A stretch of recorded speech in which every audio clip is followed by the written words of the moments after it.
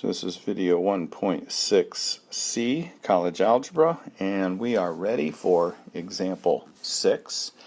And it says given that f of x equals the square root of x and g of x equals x minus 3, find f composite g and g composite f. Alright, so obviously we're going to look for this one first, and I like to write it this way. It just kind of helps to remind me what way I'm going here.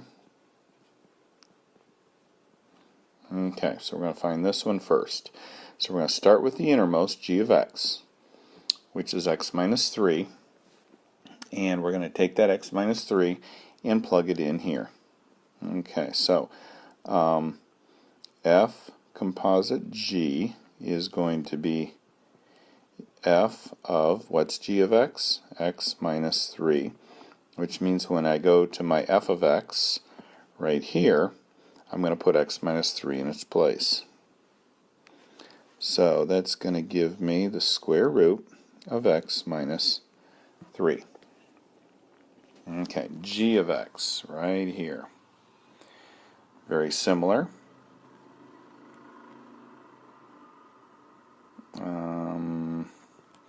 Equals g of f of x, and I've got f of x is the square root of x. I'm going to put it in for g of x, so it's going to give me g, what is f of x? Square root of x, and that's going to give me square root of x minus 3. Okay, the key thing is whatever is here is what you're replacing the variable with. So if it's the square root of x, you're going to put the square root of x there, and the minus 3 is going to tag along with you.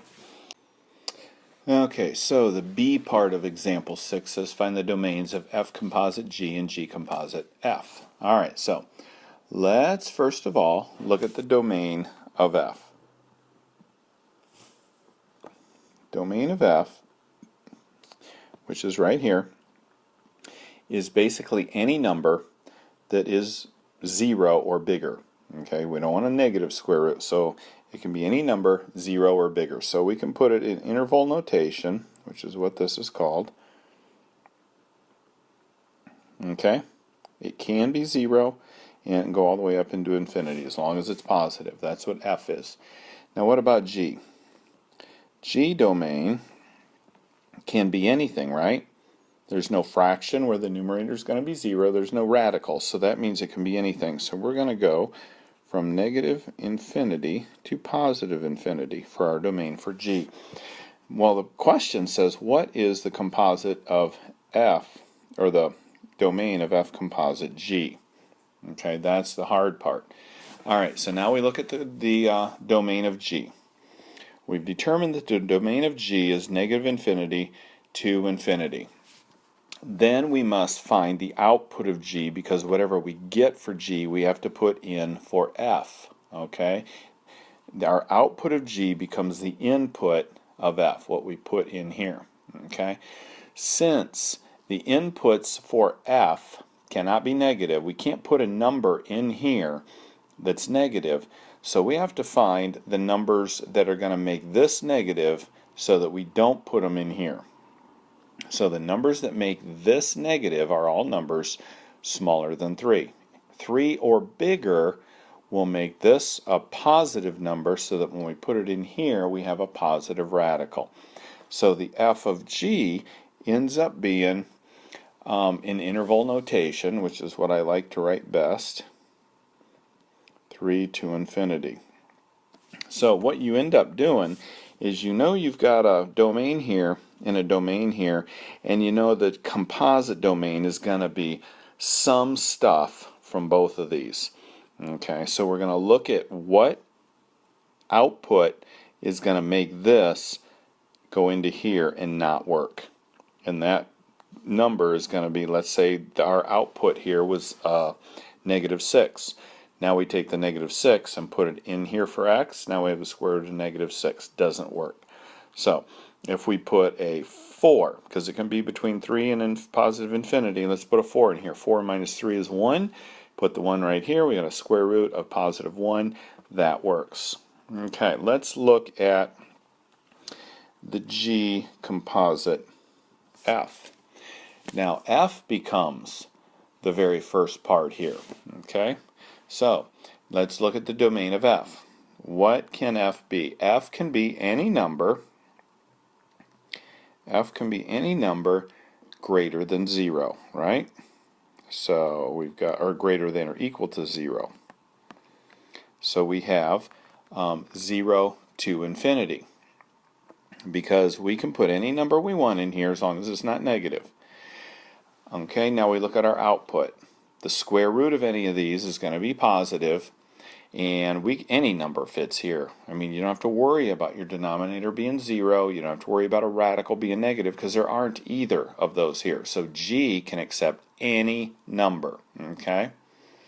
So, that being the case, since G can accept any number, then this right here is your domain for your G composite F.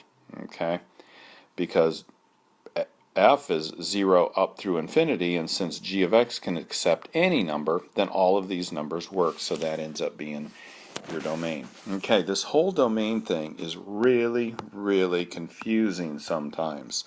The key thing to remember is the idea of numbers that are not in a domain will be numbers that will make a denominator 0 or a radical negative. Okay, so if you can remember those two, you'll be okay. Okay, last example here in this section is example 7. And I'm going to stop this for a minute while I write it out. Okay, so this is example 7. This is going to be a little bit tricky. We're looking for F composite G of X. And remember, that's the same as F G of X. So F of 5 over X, because that's what my G of X is. That means whenever I see an X here, I'm going to put 5 over X in its place.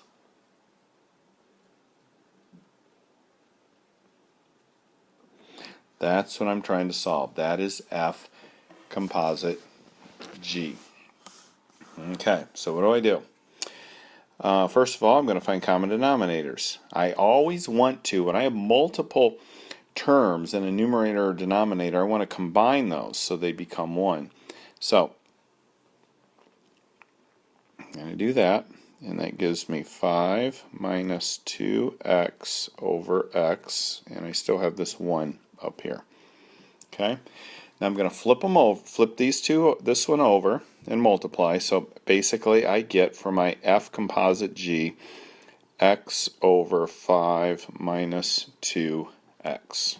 Okay, so that's F composite G. And now it wants me to find G composite F. And that's going to be G of F of X. And what is F of X? 1 over X over 2. So that's going to be G of 1 over X minus 2. Okay, now I'm going to take, up here, wherever I see an X, I'm going to put this in its place. So, that equals 1 over, oops, I'm sorry, that's going to be a 5, isn't it?